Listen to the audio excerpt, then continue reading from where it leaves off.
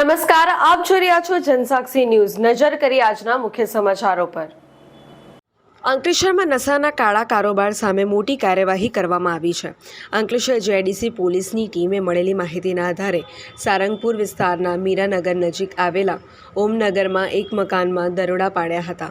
પોલીસના દરોડા દરમિયાન મકાનમાંથી ₹10,19,000ની કિંમતનો 20 કિલો ગાંજાનો જથ્થો જપ્ત કર્યો હતો।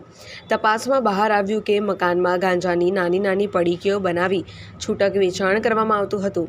આ મામલે ગાંજાનો વેપાર ચલાવતી મહિલા જ્યોતિ મંડલની ધરપકડ કરવામાં આવી છે।